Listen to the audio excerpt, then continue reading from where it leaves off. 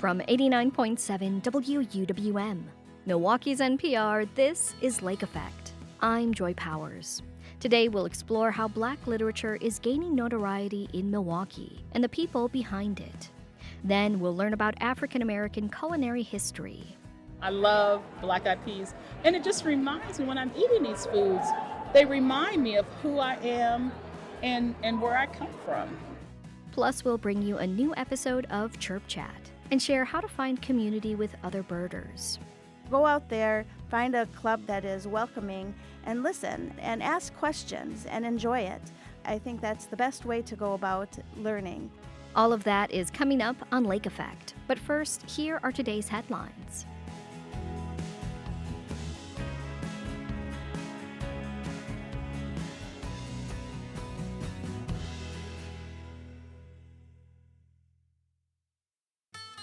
This is Lake Effect from 89.7 WUWM, Milwaukee's NPR. I'm Joy Powers, and thank you so much for joining us. The Black literary scene in Milwaukee is having a moment. Black-owned bookstore Niche Book Bar just opened a brick-and-mortar in Bronzeville. Homegrown talent is taking over digital spaces, and the library just named its newest poet laureate, a Black woman. WUWM's Jimmy Gutierrez spent some time with the people who are having an impact on this movement. See, I was channeling. It's a birthday party for Audre Lorde and Toni Morrison. You need copper sparkles. So. And you came in, you understood the assignment. Yeah. Like, all right, got this. And the scarf is to seem scholarly and well read. My name is Monique Liston. I am a proud Milwaukee resident, also author of a book of poetry. And I think in this moment, if I were to describe Milwaukee's literary scene, I would call it toddler. And in the best way of like the most amazing ideas, looking no limits, boundless, and ready to grow. My name is Aletha, and I am friends with Cree. We met through homeschooling. We were together in a homeschooling group. Is there a word or a thought that comes to mind when you think about Milwaukee's Black literary scene? What I'm seeing is people are tapping into and bringing to fruition a lot of the potential that exists here. There's a lot of smart people here. There's a lot of people that have ideas and projects and visions that might struggle to get off the ground. And what I'm seeing right now is some of those things like launching off. And that's beautiful to me. My name's Dr. Quintero Safran. A few nights ago, we happened to be talking, I don't know how we got on this conversation, but we were talking about self-love, and I asked our daughter, who's 6, do you love yourself? And she goes, yes.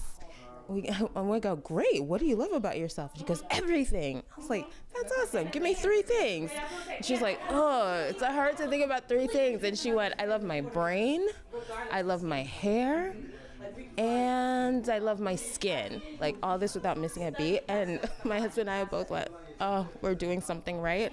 But I also realized that that's because of all of the amazing books that she has that honor and uplift, her skin, her brain, and her hair. And a lot of that has also been possible because of these book spaces cultivated by Rooted, Niche, Cree, and all these other influences and spaces. So, yeah. Is there a person in Milwaukee or a place in Milwaukee that you find incredibly special that helps cultivate that right now? The library. You can find me in the library all the time. I think you have to be excited about Niche. You have to be excited about Black women leadership. You have to be excited about Black women entrepreneurs, and you have to be excited about bookstores, and that's an opportunity to celebrate all 3. Monique, Aletha, and a handful of other folks gathered at Cree Miles' home tonight to celebrate Black literary excellence. Now, if you don't know Cree, are you okay? Because right now she is everywhere and putting Milwaukee and Black literature on the map in some really fun new ways, including hosting the Salon, which has been a long-time dream of hers. If we're talking classic Salon, What my plan in my head was for us to read some stuff. You can read something from somebody else. You can read something you wrote. You can just listen. You can present. My name is Cree Miles. I am the curator of Penguin Random House's Always Black. I'm also out in these digital streets pushing books since 2017. Or just like publicly performing something that you've kind of kept close to you. And then also to debate big ideas. I heard earlier people talking about the apocalypse. It's on its way. Some people are visual learners. So I'm reading from Audre Lorde's Eye to Eye, Black Women, Hatred, and Anger. How often have I demanded from another Black woman what I had not dared to give myself? Acceptance, faith, enough space to consider change. How often have I asked her to leap across difference, suspicion, distrust, old pain? How many times have I expected her to jump the hideous gaps of our learned despisals alone? Hey, Black child, do you know who you are? Do you know who you really are? Do you know you can be what you want to be if you try to be what you can be? Hey, Black child. See, I'm always curious if like it is exciting and is a renaissance, or if I'm in like that echo chamber where like everything that I see is just confirming that Milwaukee's wonderful because life is actually a giant algorithm. But if it is, I'm just gonna go with that because yeah, Centonia and Niche opening is Mikey Apollo, their head librarian, posts every single day like we're open, come stop by, and they did date with a book. The programming that they're trying to push through there is so wonderful, and also I really feel like this in a lot of ways started with Ashley Valentine and Rooted. Also, just the library's international attention and getting nominated for a Peabody was insane. So anyway, for years I've been working on this essay called The Trap and the Erotic, which is basically my relationship with trap music and how it helped like expose me to Audre Lorde's definition of erotic. So I've been trying to marry those two things, and I'm gonna read the little rough draft that I have. Okay. I was 14 when I fell in love with trap music, like the nastiest, lewdest, most embarrassingly vulgar trap music. All right, seminal moments. Do you have like big moments that stand out in your life where you're like, oh, this is like, it changed your life? Like, do you have moments like that you can remember? Middle school, getting relentlessly bullied for acting white. Just did not feel good or like I was worth anything, or all of the natural broodings of middle school. And I read What Happened to Lonnie Garver, and it was like an angel, like a non-binary angel the story followed, if I'm remembering correctly. And I just remember this seminal scene where he was like, you keep trying to put me in a box, I'm not boxable, or something just like super whatever. And I was like, right. And one of the pointed issues in my school that proof that I was not Black was because I did not wear tennis shoes.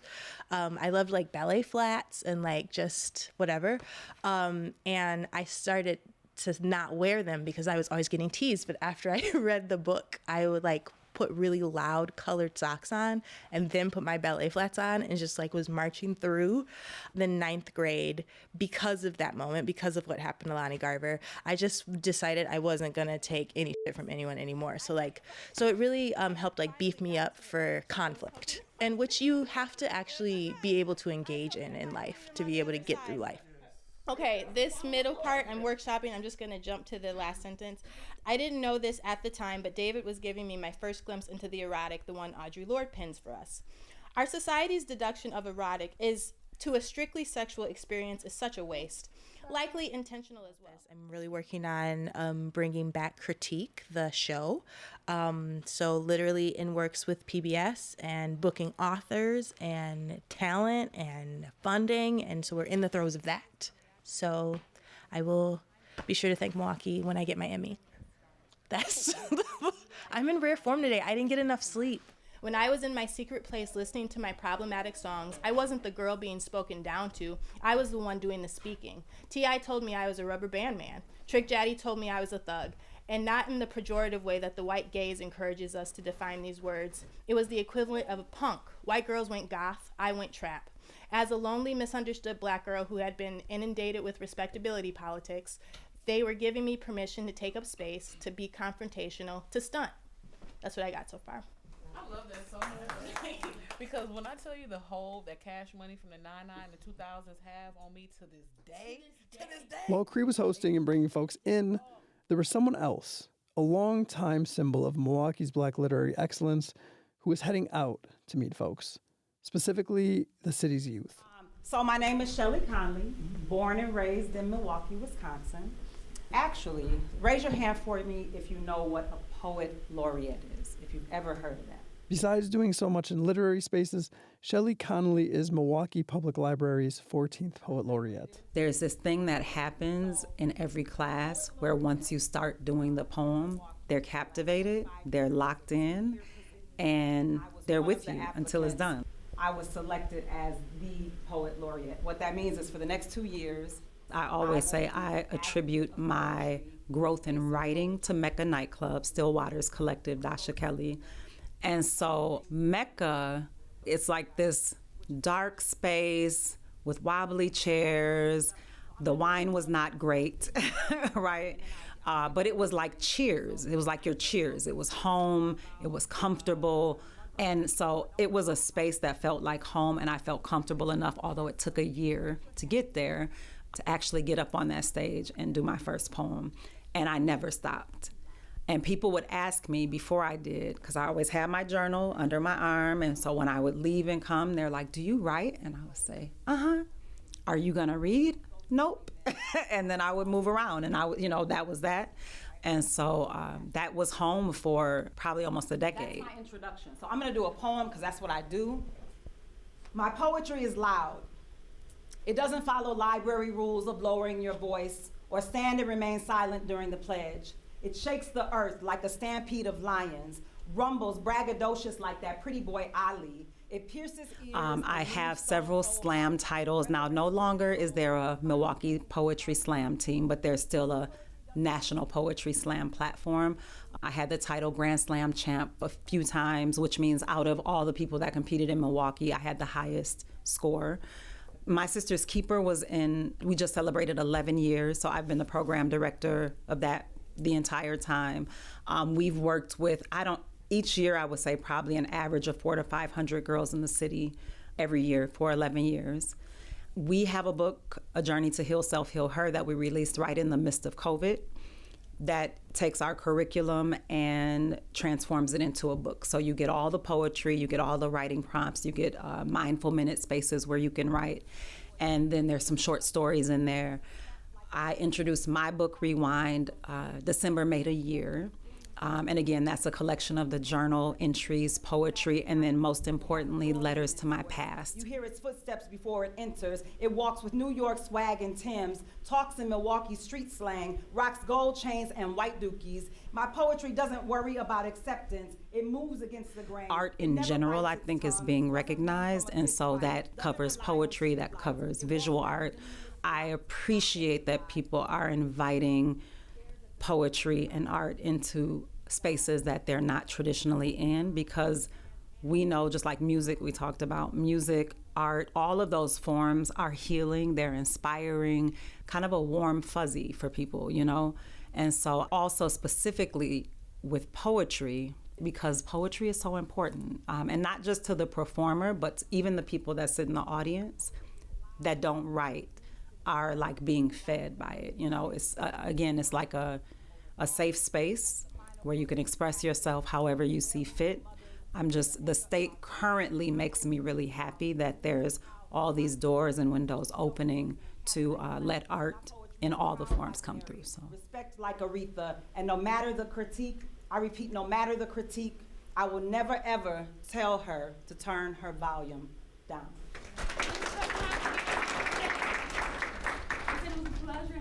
Oh, thank you. I appreciate it. You guys were great.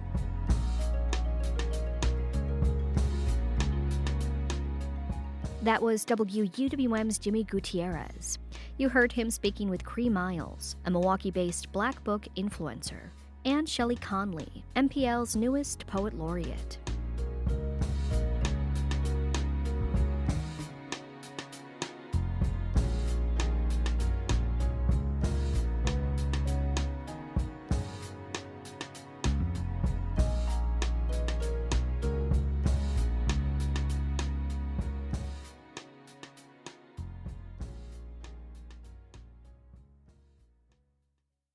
In honor of Black History Month, the Winter Farmers Market held a celebration of African American cuisine. There were booths serving up everything from banana pudding to barbecue, alongside the many vendors who are regularly at the market. I met up with Dig In contributor Venus Williams at the market to learn more about African American culinary history. Williams is the executive director of the Fondy Food Center, which puts on the market. So we are here at the Winter Farmers Market, and this is a pretty special celebration. Can you tell us a bit about it? Yes, today is a celebration of African American culinary traditions as we all celebrate Black History Month. And I do mean we all, because the entire country should be celebrating Black History Month, not just Black folks. So it's a very, very special day of honoring, exploring, remembering the food traditions and the food stuffs that are rooted in African and African American culture. Well, let's get into that a bit. I'm looking at a lot of different stands around us. What are some of the culinary traditions that are in this space right now? Ooh, in this space right now, there's so much food that I am going to have a food coma by the end of the market.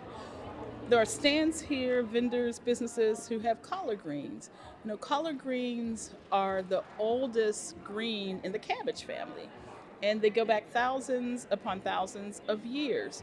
Collard greens are a staple in our tradition, and there are probably not very many homes, traditional homes, in the African American community where you will not find a pot of collard greens brewing on a Sunday afternoon. There may be some other greens mixed in with them. We'll throw in some mustards and some kale and some turnips for sure, but collard greens are the staple of that, and it's one of those things that we brought with us when we came to the Americas. There are a whole variety of foods that were introduced to the Americas, unfortunately, as a result of enslavement. But one of the ones that always comes to mind for me is okra. Okra, yes. I know it's a divisive vegetable. I was like, either you love it or you don't. For myself, I love okra. So there are some vegetables that I eat on a weekly basis, some vegetables and some legumes. Okra is one of those. Now, I'm not sitting around chomping on okra, but it is always in a soup or a stew, and that's mainly where I eat it. I grew up eating it. My mother would make her version of succotash, and it was okra, stewed tomatoes, and corn. My version of succotash is, has okra and black-eyed peas in it, and then it just depends on what else is in the house. There's normally corn in it as well, but black-eyed peas, that's another thing that we brought with us from West Africa. Many people think about the tradition of eating black-eyed peas for good luck. That's what we do in our community. Black folks, whether you like them or not, because that's another thing that people either really like or they don't. But black-eyed peas, that's a staple on New Year's Day. New Year's Day, you eat black-eyed peas for good luck. I eat black-eyed peas every week. Whether I have a barbecue black-eyed pea recipe that comes from the vegan chef, Bryant Terry. I use his barbecue black-eyed pea recipe, but then I just do black-eyed peas. I'll make black-eyed pea fritters like other people get up and make a bowl of oatmeal. I love black-eyed peas. And it just reminds me, when I'm eating these foods, they remind me of who I am and where I come from and how important those roots are. I often say that land and food was weaponized against us when we were captured and brought to the Americas, in force, not because we wanted to be here, but we are here. And the traditions within foodstuffs that we brought with us cannot be denied and are spread now throughout all of the Americas, and especially in this nation. There are so many different stands in this space doing so many different amazing things. What are some of the ones that really stick out to you as really embracing this culinary tradition? When we look back at Scrumptious Consumptions, who is there with banana pudding and sweet potato pie and caramel cake, We talk about the vegetables, but we like our sweet stuff as well. That's really important. And her husband, right next to her, has barbecue. When I look at Just For You Catering and Just Gina's Gracious Kitchen, you're looking at the collard greens, the macaroni and cheese, the candied yams, the green beans with the potatoes in them, the dressing. All of those things are what nourish us when we sit down and break bread together within our community. What made you want to do the farmers market in this way? My father, may he rest in peace, was a chef, a baker, a caterer. I grew up in the city of Pittsburgh in the smallest of kitchens and the largest of kitchens. I grew up understanding that food heals, food brings people together, food stories can build bridges, and since we all have to eat, when we come together in a community like this and we nourish each other, there are really no words for it. Feel the energy in this space. And yes, there are other vendors and other products to be had. However, when you bite into the Shack MKE's chicken wing, we don't know what the heck she does with that chicken wing. But my son DJ, every market, bring me 20 wings. Every single market, right? When I think about these individual businesses, I know what it takes to maintain a food business. I saw my father work very hard at this.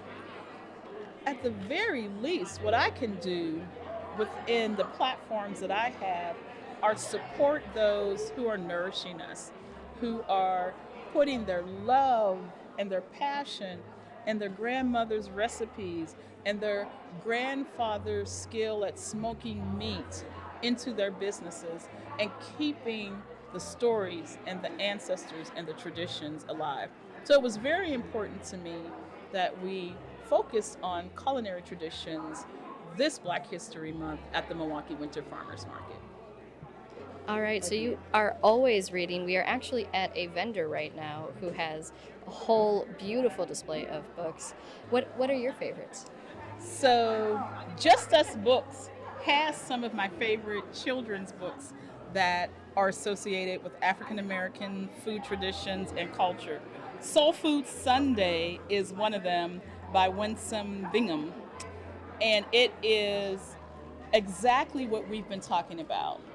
It's the story and pictures and joy about those things that happen on Sundays in our homes, from the cooking of the cornbread to the braiding of the hair, and at one point, the macaroni and cheese, the cutting and chopping of the greens, and we all end up together at the table. Soul Food Sunday is one of those books that I love to highlight during this month, and this picture is just as important. This picture of Kool-Aid. Kool-Aid. Now, it could be something else, but it will always be Kool-Aid, and it's always that fat, round picture as well. Yes. Look at the turkeys. Soul Food Sunday. The illustrations are beautiful. They are beautiful for sure. Well, Venus, thank you so much for inviting me up here. Thank you, as always, for having me, and thank you for coming out to the Milwaukee Winter Farmers Market.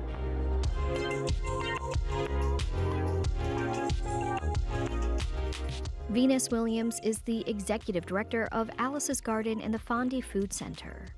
She regularly joins Lake Effect for a series we call Dig In. You can find our previous conversations at wuwm.com.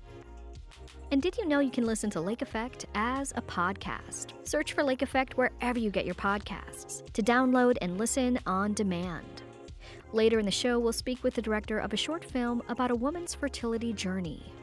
But first, we'll learn how to find your birding community in our latest episode of Chirp Chat. That's coming up next on Lake Effect on 89.7 WUWM, Milwaukee's NPR.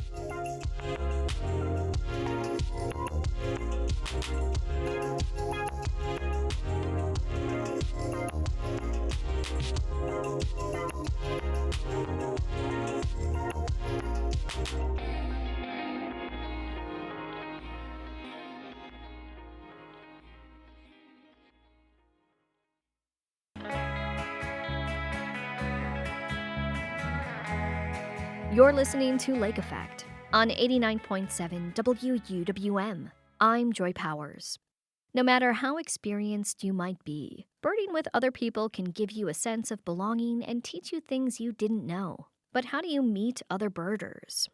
For this month's Chirp Chat, Lake Effect's Excret Nunez spoke with Rita Flores-Wiskowski from the BIPOC Birding Club and Caitlin Schuhart from Feminist Bird Club. They share the benefits and joys of finding community with other birders. Caitlin starts by explaining why she joined Madison's chapter of the Feminist Bird Club. I think part of the reason that the chapter really connected with me, and a part of the reason I joined the leadership team, is to really create a more inclusive space in the birding world. So our chapter, from its very inception back in 2019, has always been about actively kind of creating a space for underrepresented identities, whether that is women that are looking for a place to connect with other women, or individuals that identify as trans or non-binary or queer or people of color. Sometimes certain folks don't always feel welcome or safe alone outdoors, or joining groups that, they don't know who they're going to encounter. And having a very purposeful space for people to gather felt really important for me. And that's what drew me to joining the club and feeling like I can come here and I can be myself and I can be around other people that I know I'm going to align with. And the birds became just a huge benefit on top of that too. Absolutely. And Rita, what about you? Why did you decide to join the BIPOC Birding Club of Wisconsin? So I am on the board for the Wisconsin Metro Audubon Society, and I've really enjoyed that. And I was tasked with trying to help figure out how to make birding more diverse. And this is a wonderful group of people who are very intentional about trying to welcome people, but it wasn't working as far as bringing the diversity. And like Caitlin said, there's like that intention with the BIPOC Birding Club. That's kind of the key, is to have a group with that intention. So when the BIPOC Birding Club started, it started with Dexter Patterson and Dr. Jeff Galligan. The two of them started this club. And I had known Jeff for probably 12 years before that. We've birded together and knew each other through the birding community. And he called me and told me what they had started and asked me if I wanted to join in the leadership. And I jumped at that opportunity because it just sounded like maybe this is the key, and it sure was. So I feel similarly into what you guys were saying of wanting to find community. So for me personally, I'm in my mid-20s, and I'm learning that it's so hard to make friends as an adult. So how would you both recommend people go about finding other people to bird with? Caitlin? Yeah. So my advice, you might probably tell from the story that I told about how I got into the hobby, is really to go find a birding club that you feel like you connect with and go regularly. Sometimes it can feel so intimidating to go to something where you're like, I don't know anyone there. Who am I going to talk to? Like, what's going to happen? And I think for both the BIPOC Birding Club and the Feminist Bird Club in Madison, and even Southern Wisconsin Bird Alliance, like, we have just an absolute treasure trove of birding outings where you can go even if you know nothing about birds and feel like you're truly welcomed. And people are going to greet you. You're not going to feel like you're completely siloed there by yourself just because you don't know anyone. And I think one thing that I'll add for both of us is that we also have really exciting online communities. So if you are feeling social anxiety is a real thing. Getting out and joining a group that you don't know anyone feels a little bit difficult. But we both have really exciting online spaces where you can also connect with the groups kind of in advance and see is this the right environment for me? See what bird pictures people are sharing and things like that. I know the BIPOC Birding Club has a really wonderful Facebook group where people can connect and share their birding stories and share photos and talk about where they're going, plan meetups. The Feminist Bird Club Madison chapter has a Discord channel. So it's kind of a private online space for our community where we offer similar opportunities for people to share what they're up to. There's a channel just for planning meetups if you want to kind of go out with other people. But you can also build friendships in online spaces and then can make it easier, I think, for you to show up at an outing when you already have a sense of like, okay, I feel like I know that this space is going to work for me. So it seems like the answer is to put yourself out there. Rita, do you have any advice to add to that? Her advice was spot on. I totally agree. Just go out there, find a group, talk to people.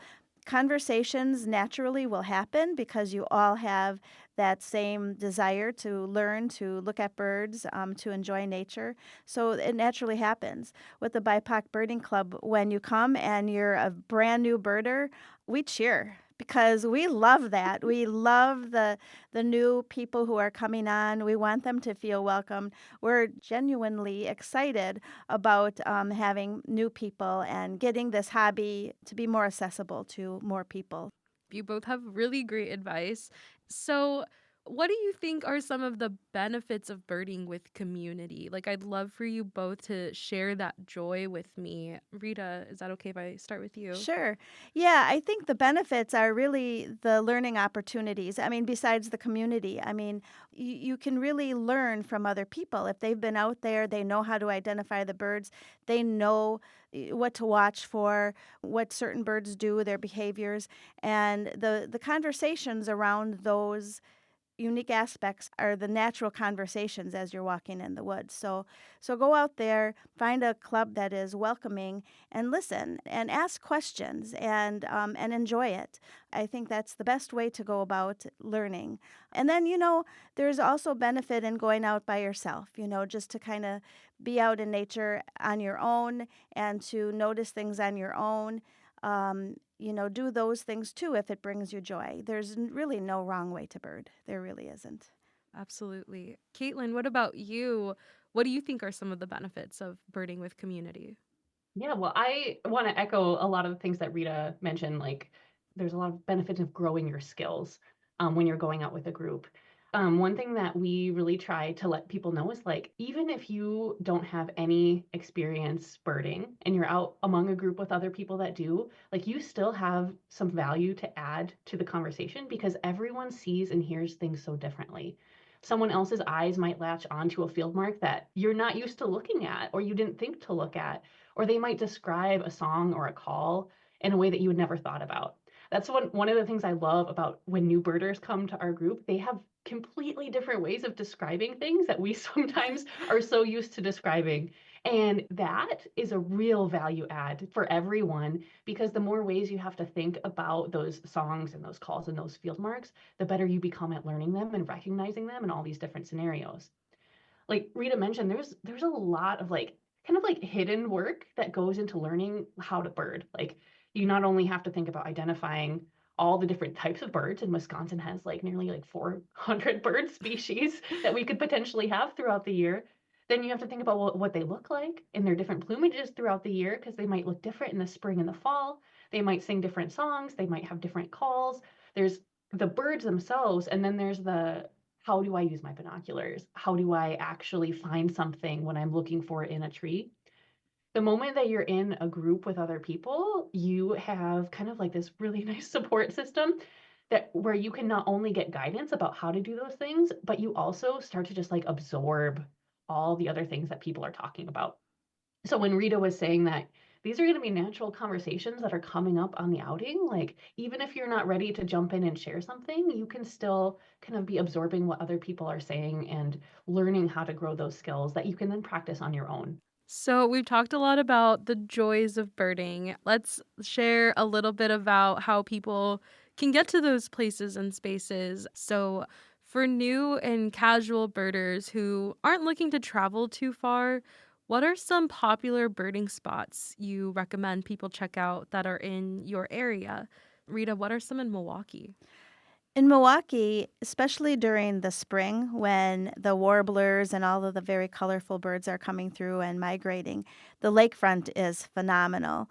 Sometimes I don't know where to look. It gets so birdy. I mean, there's just so much to see and you don't know where to look. It gets a little overwhelming. Milwaukee area birders are very lucky to be so close to Lake Michigan. And then inland, there's Haven Woods State Forest, which is a magical place in the middle of the city. And you can just find things there no matter what season. And also the Ware Nature Center. There's a bird walk there every Sunday, and they're always seeing things, sometimes rare things. And it's just, there's always something to see there. So we have a lot of great spots. I mean, that's just kind of the tip of the iceberg, but those are my favorites. I think one that comes to mind, which was crazy and amazing for me to discover with you, was Hopkins Hollow. Oh, yeah, Hopkins Hollow. So Hopkins Hollow is managed by a group called Nearby Nature, and they have been doing a lot of community science surveys at Hopkins Hollow to see what's there and just working to beautify that space. And I love Hopkins Hollow. I think it's a great place to explore. And it's kind of in the north side of Milwaukee. Yeah, like 44th and Congress or Hopkins. In the city. Something. Yeah. And Caitlin, what about you? What are some popular birding spots you recommend people check out in Madison? Yeah, so Madison, man, we are absolutely spoiled by the number of green spaces and conservation parks that we have within the city, plus the state parks that are in the area too. So there are so many options. During kind of peak fall and spring migration, spots that are stopover spots for migration that are near lakes, like Lakeshore Nature Preserve on UW's campus, Lake Farm County Park, Governor Nelson State Park on the north side of Lake Mendota, Lake Kaganza State Park. They're all just absolutely excellent for birding. But we also have the UW-Madison Arboretum, again, like right in the middle of town. It has such a nice variety of habitat, prairies, woods, nice like springs and creeks. Nine Springs, which is a wildlife area managed by the Madison Metropolitan Sewerage District, has just like an abundance of water birds and waterfowl, herons, like just everything you want. Nine Springs is so special. That's actually the very first spot that I went birding with Feminist Bird Club, by the way. So I have a special place in my heart for Nine Springs all the time. I love that. Well, at the end of every Chirp Chat, I love for guests to shine a spotlight on a bird for the month. What's a bird that you like to highlight this month? Rita, I'll ask you first. I think, I'd like to highlight the boreal owl. It's small, it's kind of chunky, and when it flies, its wingspan isn't very big. I was very surprised at that. We were talking about community, and I met my friend, her name is Lori, and we took a road trip to the Saxon Bog, which is in northern Minnesota, and they are having an eruption year of boreal owls, and I had never seen one before. And we were in Duluth, actually, so we hadn't even gotten to the bog, and we were walking along a very heavily used trail, and she grabbed my arm, and we didn't even know it. We were standing right underneath a boreal owl. So as we walked away, we looked at it and then gave it a little distance because you don't want to be all up in a boreal owl's, grill. But it didn't seem to mind, and it was the first time I saw one, and it was very exciting. So that's what I'm going to highlight, the boreal owl.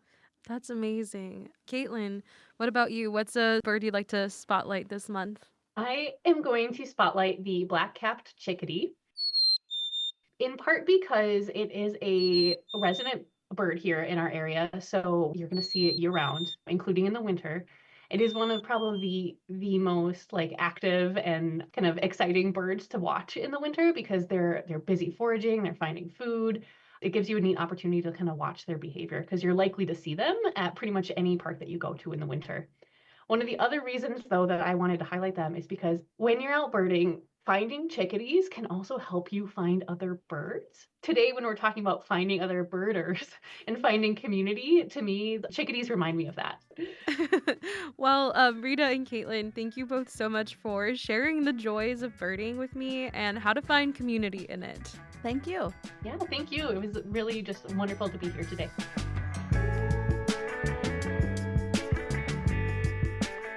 Rita Flores-Wiskowski is a Milwaukee area coordinator with BIPOC Birding Club of Wisconsin. Caitlin Schuhart is on the leadership team for the Madison chapter of the Feminist Bird Club. They spoke with Lake Effect's Excret Nunez for a monthly series we call Chirp Chat. A new season of Bubbler Talk is on the way, and we need some new questions.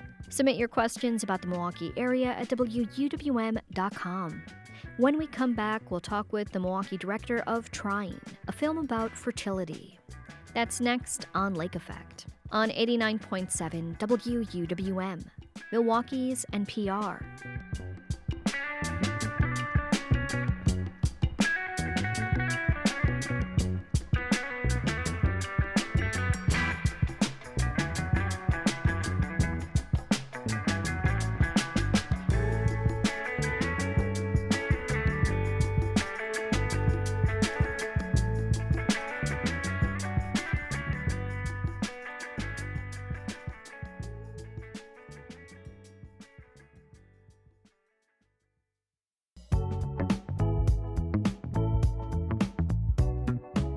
This is Lake Effect on 89.7 WUWM.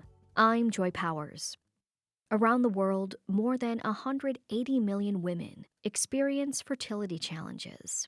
And while each story is different, the struggles and emotions are often universal. A short film called Trying tells the story of one woman determined to have a child in the face of infertility. It captures her persistence to get the one thing she can't have. It's co-written and directed by Milwaukee native Emily Alprin. She joins Lake Effect's Audrey Nowakowski. You wrote this along with Abby Wathan, who stars also as the lead. Can you share with us how you brought this project to life together? Yeah, well, this is in fact Abby's story. Way back when, my God, I think it was, 2018. She was a dear, dear friend of mine, Abby, and a wonderful actress, an absolute star. She shared with me her story of infertility, and she said, I have a script. Can I send it to you? And it was heartbreaking, in part because I love Abby, and in part because I learned she was not alone. 186 million people suffer from infertility, and a staggering 1 in 4 pregnancies end in miscarriage. So while our film is based on Abby's true story, it's really also the true story of 186 million people that are more or less suffering silently. And it just felt like a story that needed to be told. Yeah, despite the prevalence of it and the fact that so many people will go through it, it's still not talked about, even among friend groups. Like when you're fortunate enough to be let in on someone's vulnerability and their struggles with this, it's a powerful thing. So what was it like to work with Abby to bring the script to life and to get the visuals to life and to give this story a bit of a different meaning and perspective for general audiences? Working with an actress who has gone through something very traumatic and has written about it, and then having a set of people as she remains vulnerable and available was really hard. In part, it was just nurturing a sense of safety on set and just really taking care of Abby. And then as a director, it's how do you tell this story, right? How do we create a story that people want to watch? It's a hard subject. So I think in part for me, it was adding humor. It was adding moments of levity, trying to find any fun in trying to conceive, adding also some magical realism, wanting to make the film watchable, but also honest. So visually and emotionally directing a film where Abby going through something is not only a brilliant actress in her own story, but also create a journey that 186 million people who haven't had their stories told see themselves as the protagonist. I do think it balances those two sides very well, especially for a short film. And it opens with various scenes and the phrase, "Here I am trying to get pregnant." So can you share some of the scenes and examples of the, we'll call it home tools, home remedies, that the character was hoping that would help with her fertility? Yeah, it's amazing, the home remedies that people try.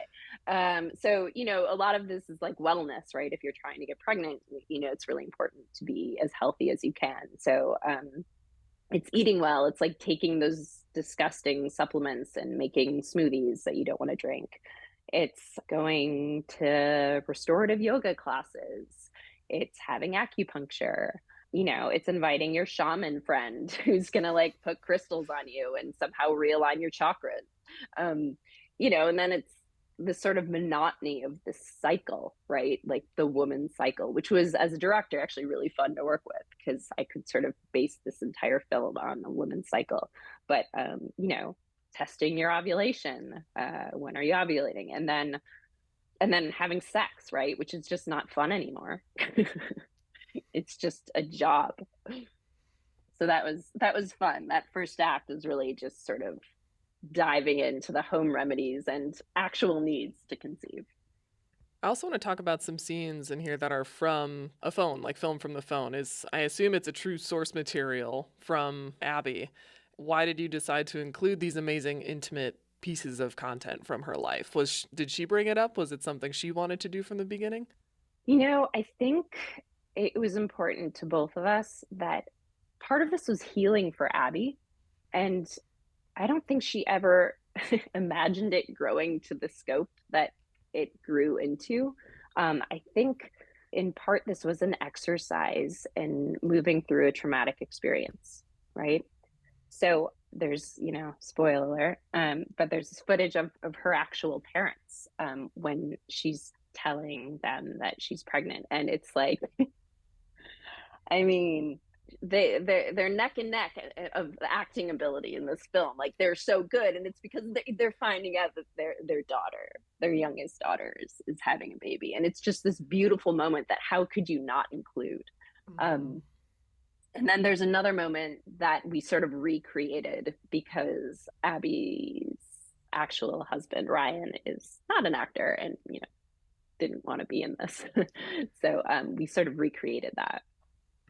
To go back to a bit of the structure and the cycle, there's some nice, simple, clean, but powerful structure to this whole film. It has key phrases and then strictly visuals around it. So, we start with, here I am trying to get pregnant, and then to add to the story, here I am telling myself that everything's okay. So how did the script evolve? Did you know you just wanted these key points, these simple sentences that have so much meaning and loadedness behind them? Yeah, well, Abby originated the first act of Here I Am Trying to Get Pregnant. I mean, that was Abby. And I think as the story unfolded and, she knowing something is wrong, you're telling yourself that you're okay. Like, this is going to be fine. I've worked so hard to get this. And this is something that I don't think language really, we don't need language here. We need the voice in your head that is comforting yourself. Even when your doctor says everything's fine, but there's some part of you that knows that something is off, something is wrong. It felt really important to me to keep it sparse. That was important to both of us. This story is just one example and represents over 180 million women who experience or are experiencing fertility challenges around the world. So how do you hope this short film adds to that conversation? I think there's a lot of processing that women don't go through. I think there's a lot of shame attached to the perceived failure to conceive. We're told as a species that we need to keep the species going. It's written into our body. And when you can't conceive, it almost feels like a betrayal of your own womanhood, and it feels bad. And then you're constantly bombarded, right, with the reminder of what you can't do. There's babies in shopping carts at the grocery store, and then the older siblings that are sort of lagging behind in the sugar cereal aisle. There's pregnant women at parks. There's the baby showers. There's Mother's Day. There's your sister-in-law with 4 kids that you see at Thanksgiving. There are these endless reminders of the one thing that you want more than anything in the world. And no matter how hard you try, you can't get it. So I think what's been really the most meaningful part of making this film and taking it on the road is the conversations that continue after the Q&As. Women approaching me in the bathroom saying that they saw their story told on film and that they never told anyone about it before. and now they want to talk about it. And, that's healing. And that just feels so important and really everything that we wanted. What started as Abby's healing journey has sort of moved into as many people who see this can heal as well. Well, Emily, well done on this short film Trying, and congratulations, and thanks for talking to me about it today. Thank you so much. It was a real pleasure.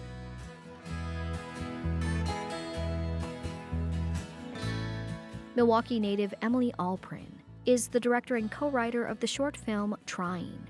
She spoke with Lake Effect's Audrey Nowakowski in 2023. And that wraps up today's show. Thank you so much for being here with us. I'm Joy Powers. If you missed any of Lake Effect this week, you can find all of our conversations at WUWM.com. If you'd like to take the show on the go, you can download the Lake Effect podcast, wherever you get your podcasts. Tomorrow on Lake Effect, we'll help you plan a trip to one of Wisconsin's most popular vacation destinations, the Wisconsin Dells. Plus, in Group Chat, we'll hear from young Latinas who are working toward an inclusive future. Thank you so much for joining us right here on listener-supported 89.7 WUWM, Milwaukee's NPR.